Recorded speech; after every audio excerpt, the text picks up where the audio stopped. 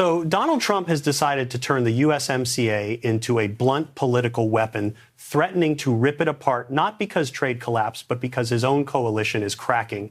He waves termination like a shock grenade, daring allies and opponents alike to flinch first. This is not negotiation. This is intimidation as spectacle, and it lands squarely on the economic nerve between the United States and Canada. But here's the problem for Trump. Ottawa does not blink. Mark Carney, Canada's Prime Minister, does not counter-threaten. He does not rush to microphones. Instead, he authorizes a quiet procedural move inside the USMCA framework itself, opening what trade lawyers privately call a fast-track litigation channel. It is technical, it is boring, and it immediately changes who controls the clock. For American firms embedded in cross-border supply chains, the threat suddenly feels real. Orders pause. Compliance teams start calling lawyers instead of lobbyists. Nobody knows if Trump is bluffing. Everyone knows that once a legal trigger is pulled, nobody controls where it stops. But guess what? This isn't just Trump posturing for leverage. This is a test of whether shouting can overpower rules written to survive exactly this kind of tantrum. Because once Carney moves the fight from headlines to procedure, Trump loses his favorite terrain. Noise stops working. Time starts working against him. Behind closed doors, Maninder Sidhu, Canada's Minister of International Trade, begins coordinating the next steps not with press releases, but with files, timelines, and jurisdictional traps designed to force American agencies to respond, whether the White House likes it or not. There is no retaliation announcement. There is no drama, just paperwork moving faster than Trump expected. American exporters feel the shift before voters do. Mid-size manufacturers dependent on Canadian inputs are suddenly told to prepare for regulatory uncertainty that could last months, not years, months. Long enough to hurt, short enough to scare. And that's when the realization hits inside Trump's own camp. This threat does not isolate Canada. It isolates him. Let me fill you in on what's been happening. So let's look at the players here. So Donald Trump has started swinging at the USMCA like a reckless gambler, threatening to tear it apart to scare his own political base into line. The move is loud, hollow, and desperate, more performance than power, more bluff than leverage.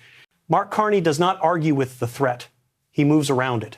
Without fanfare, Carney authorizes a fast-track legal trigger inside the agreement Trump is pretending he can erase with a sentence.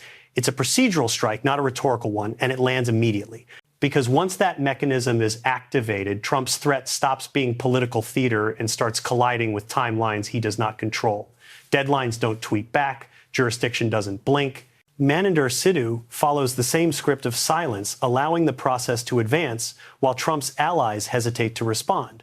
What was supposed to look like dominance suddenly feels exposed. The threat was meant to shock Ottawa. Instead, it begins rattling Washington. But guess what? This isn't just about trade pressure or renegotiation bravado. It's about whether Trump can turn a binding North American treaty into a MAGA weapon without trapping himself inside it. The noise is still loud. But the movement has already shifted. Let me fill you in on what's been happening. Because once this door opens, Trump doesn't get to decide how narrow it becomes. So let's look at the players here. Trump's termination threat doesn't land like strength, it lands like a reckless tantrum. And the first people who notice aren't diplomats, but compliance staffers who suddenly stop joking in group chats because the bluff sounds loud, while the paperwork underneath it starts moving. The move Carney authorizes isn't a speech, it's a quiet instruction. Legal teams told to lock everything into writing timelines and formal notice so Trump can't bulldoze the story with vibes and volume. And once the fast-track channel is touched, Trump's whole posture starts looking exposed because the next steps aren't negotiated on television, they're logged, forwarded, and time-stamped. Sidhu doesn't respond the way Trump wants. No frantic counter-threat, no soothing tone, no performative outrage, just a refusal to give him the emotional clip he's fishing for while the procedural gears keep turning. Phones still ring, but the calls don't connect the way they used to because people who usually jump for access start asking for something Trump hates: clarity. Inside the U.S. ecosystem that depends on USMCA, the shift begins as a kind of cowardly silence, the kind where trade associations draft statements, then don't send them, and where lobbyists suddenly circle back instead of committing. Trump's allies can't cheer too hard, because cheering makes them complicit if the mechanism bites, and nobody wants their fingerprints on a reckless escalation they can't unwind. Carney's second move is even colder. He keeps the lane narrow, keeps it technical, keeps it boring on purpose. So there's no stage for Trump to hijack, only a corridor that forces everyone into procedure. That's when the trap faction shows itself, not with headlines, but with behavior, as executives and border state operators quietly push their teams to model disruption scenarios they never wanted to admit were possible. Trump tries to drag it back into spectacle, into humiliation theater, into win or lose talk. But the more he lashes out, the more hollow it feels to the people who live on predictability. Because the real pressure isn't Ottawa yelling, it's Ottawa refusing to blink. And that kind of disciplined defiance makes Trump look cornered without anyone having to say it. Nothing has exploded yet, but nothing moves the way it used to. Trump does not retreat. He escalates, which is what happens when spectacle replaces control and volume stands in for authority. The language sharpens, the threats repeat, and the posture turns more reckless by the hour, as if saying the same thing louder might bend a process that has already stopped listening. But every time Trump pushes, the system answers with something he can't dominate: delay. Not open defiance, not a public rebuke, just delay, layered on delay, each one justified, documented, and quietly insulated from his mood swings. Requests for clarification arrive. Scope questions surface. Internal reviews expand sideways instead of forward. Carney does not correct Trump's interpretation. He lets it sit. Behind the scenes, the dispute channel begins to harden into something colder than diplomacy. Legal teams stop treating Trump's words as negotiating signals and start treating them as potential exhibits, isolating phrasing, tagging intent, and quietly discussing what happens if this threat is taken literally instead of theatrically. Sadu's office reinforces the narrow lane, declining informal check-ins and refusing to widen the conversation into side assurances that Trump could later spin as concessions. The silence isn't neutral, it's procedural. Trump senses the loss of traction immediately. He pushes harder, demanding urgency, demanding response, demanding acknowledgement, each demand making him look more exposed than the last. Inside the USS ecosystem, tied to USMCA, the reaction is not ideological outrage, but logistical anxiety. Executives begin instructing teams to shorten contract horizons, to avoid long-dated commitments, and to quietly model disruption scenarios they hoped would remain theoretical. No one announces these shifts. They simply happen. Trade groups draft statements of support and then stall, unsure whether backing Trump now means inheriting responsibility later. Lobbyists delay calls. Donor conversations become evasive. The enthusiasm that usually follows Trump's trade threats thins out into cautious silence. That silence hits Trump harder than criticism, because support that hesitates looks like betrayal to a leader addicted to immediate reinforcement. He responds the only way he knows how, by escalating rhetorically, again, doubling down on punishment, language that sounds hollow to anyone watching the paperwork move without him. Carney's next move is almost invisible but decisive. He allows nothing to resolve early. No shortcuts, no informal understandings, no off-ramps Trump could claim as victory without consequence. Every unresolved question stays unresolved. Every procedural step is allowed to fully mature. That forces Trump into an impossible rhythm. Wait and look weak, explode, and leave a longer trail. He chooses explosion every time. Each outburst adds weight to the record. Each clarification request tightens the corridor he has to move through. Each delay transfers a little more control away from his voice and into the mechanism he pretended didn't matter. By now, Trump is no longer pressuring Canada. He is reacting to a system that refuses to mirror his urgency. And inside his own orbit, that realization starts to sink in. Support becomes conditional. Language becomes cautious. People stop asking how to win and start asking how to limit damage. The fear isn't that Trump will lose the dispute. It's that he won't be able to stop escalating once it starts costing real money. And that fear changes behavior. By the end of this phase, nothing has formally collapsed. No agreement has been torn up. No decision has been finalized. But the balance has already shifted. Trump still has the microphone. He no longer controls the clock. By the time this phase begins, Donald Trump is no longer setting the tempo. He is reacting to it badly, and the difference shows in every move that follows. Trump's first instinct is to force momentum back into the story with another round of escalation, language sharper and more reckless than before. The threat to terminate USMCA is repeated, amplified, and deliberately vague, designed to spook rather than clarify. but the tactic exposes a deeper weakness: repetition without progression. Because while Trump keeps shouting the same threat, Mark Carney makes a decision that cannot be undone. He allows the fast-track dispute mechanism to advance into its next procedural stage, converting ambiguity into sequence. No announcement, no signal, just progression.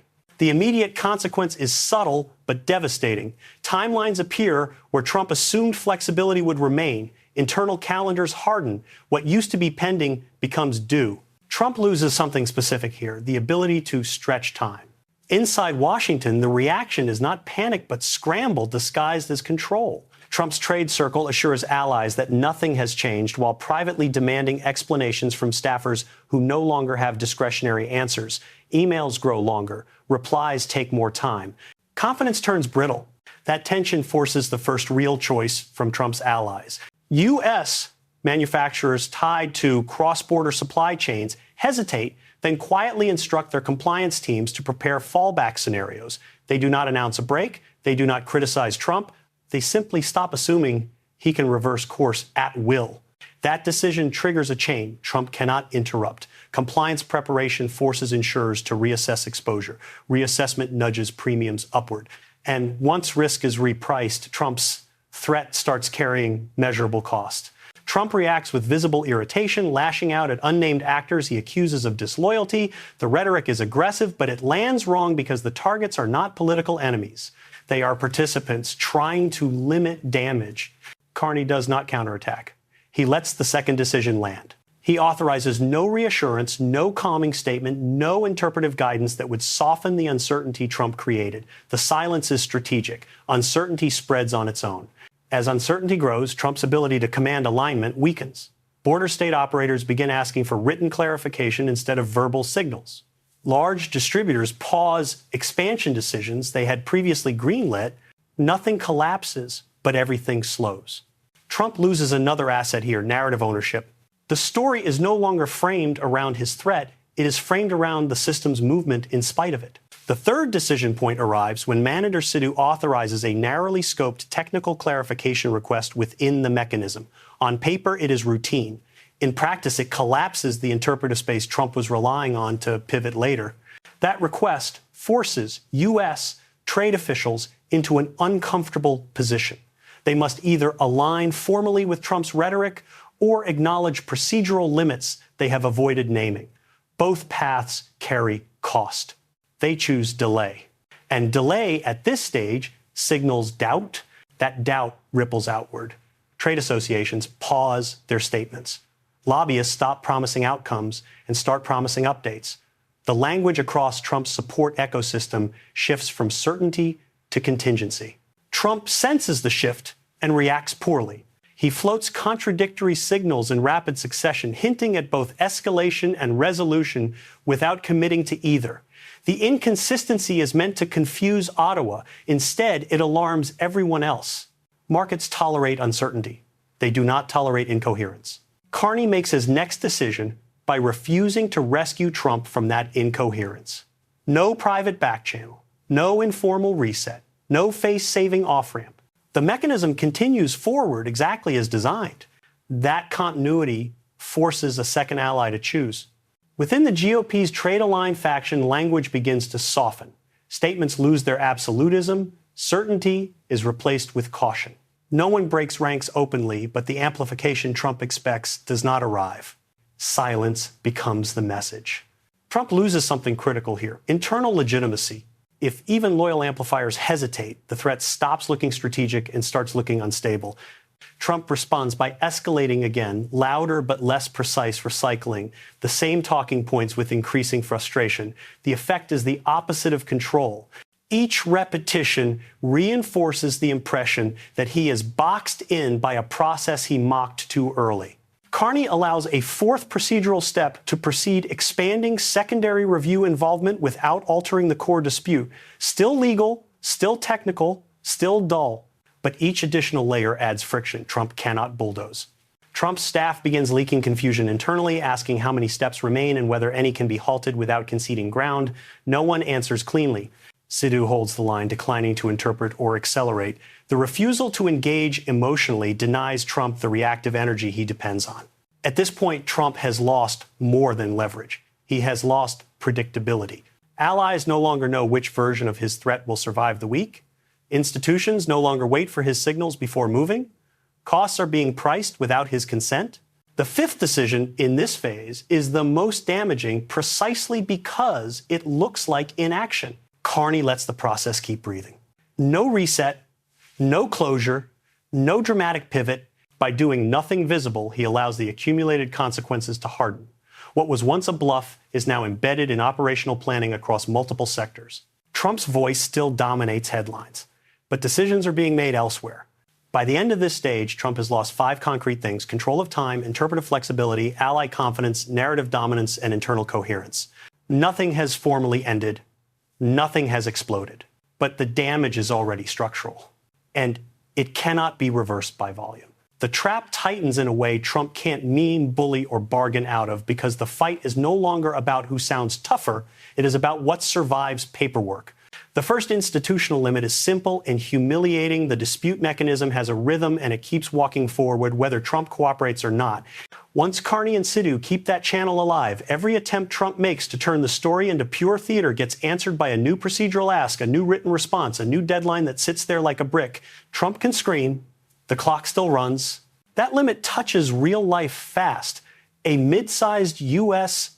manufacturer that relies on cross-border components doesn't announce anything dramatic, but it changes behavior overnight. It stops signing long-dated purchase orders, shortens shipment windows, and asks for contractual escape, clauses that weren't needed months earlier. Procurement teams don't say politics. They say uncertainty premium.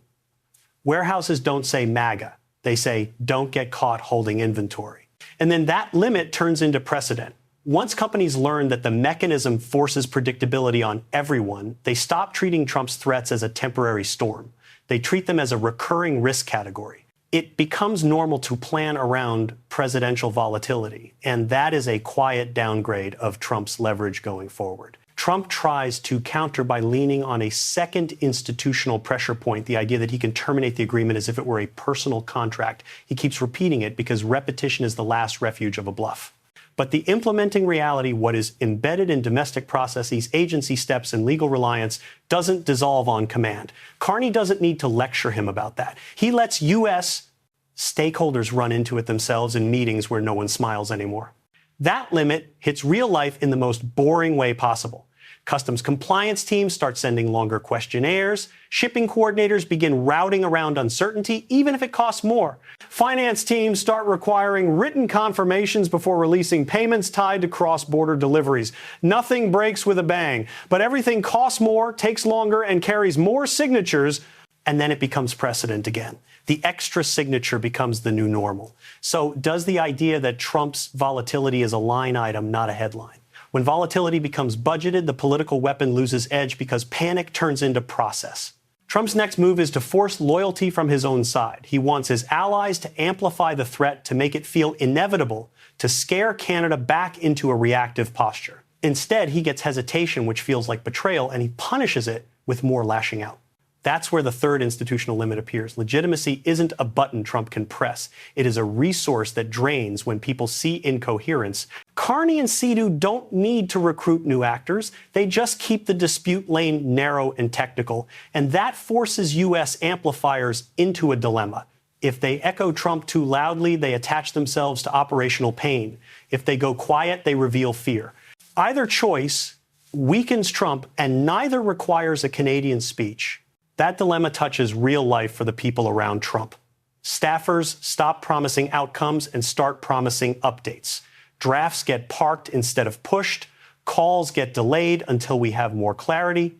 The tone shifts from swagger to caution, and Trump can hear it even when no one says it to his face. And then it hardens into precedent. Once a political ecosystem learns to protect itself through cautious language and procedural distance, it is easier to do it the next time. Trump's orbit begins to practice disengagement as a survival skill, and that rewires the internal culture he depends on. Trump's fourth push is to create a dramatic off-ramp for himself, a sudden resolution he can claim as victory without admitting the mechanism boxed him in. Carney refuses to provide it. Sidhu refuses to perform it. The fourth institutional limit is brutal closure requires mutual choreography, and Ottawa will not dance to Trump's tempo. That limit touches real life in a small, sharp micro story. A U.S. logistics operator, tired of whiplash, stops taking certain time-sensitive cross-border commitments unless the contract is padded with penalties that cover delay. Drivers get rescheduled. Loads get consolidated. Clients get told quietly that the risk environment changed. No one says Trump's name in the warehouse. Everyone feels the cost. And then it becomes precedent. Risk padding turns into standard practice. The cross-border economy adapts not by collapsing, but by building insulation against presidential tantrums. Every layer of insulation is another layer of diminished presidential leverage. Trump's fifth attempt is to flood the space with contradictory signals, hoping confusion will freeze the mechanism. Confusion does not freeze a process built to operate through ambiguity. It only increases the number of people who demand documentation, and documentation is where Trump bleeds. Carney lets the mechanism keep producing paper. Sidhu lets the channel keep generating narrow questions that require narrow answers. Trump is forced into a choice he hates: either respond in writing and get pinned down, or refuse and look impotent. When he responds, he loses flexibility. When he refuses, he loses credibility. That limit touches real life in the quietest way: staffing. Companies begin shifting internal headcount toward compliance and legal review, away from expansion and hiring. It isn't a layoff headline.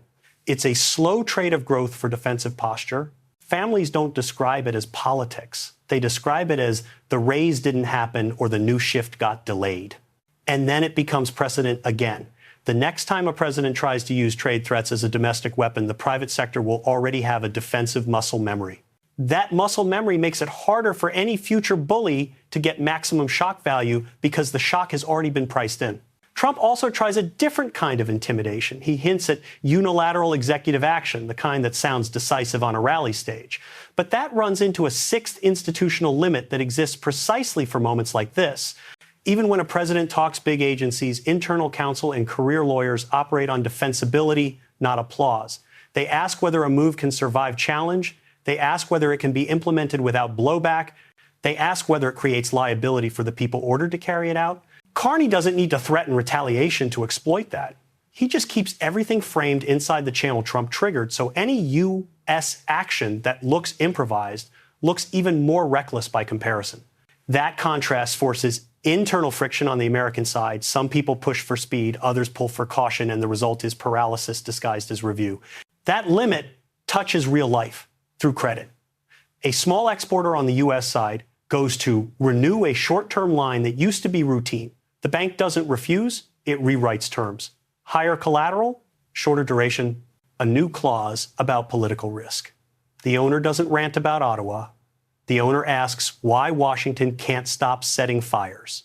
And then it becomes precedent again. Once lenders attach political volatility to real pricing, the weapon changes shape. It is no longer a threat aimed at Canada. It is a tax Trump's own economy pays every time he performs instability. Trump notices the economic drag and tries to deny it. He insists everything is fine, and the insistence sounds brittle because the people doing logistics, finance, and compliance can see the friction in their own dashboards. That gap between narrative and reality becomes the seventh institutional limit. Credibility can't be forced into existence. Carney and Sidhu don't have to win a public argument. They just have to keep letting Trump talk while the system quietly contradicts him. So the endgame isn't a dramatic rupture. It is a slow transfer of control from personality to procedure, from threat to record, from volume to paperwork. Trump is still loud. He is still performative. He is still trying to turn a treaty into a weapon for internal domination. But the machinery he mocked is now the only thing that moves consistently. Here is the only clean conclusion worth saying, and it lands cold. Trump tried to turn USMCA into a MAGA weapon. Carney and Sidhu turned it into a cage, and Trump locked it from the inside.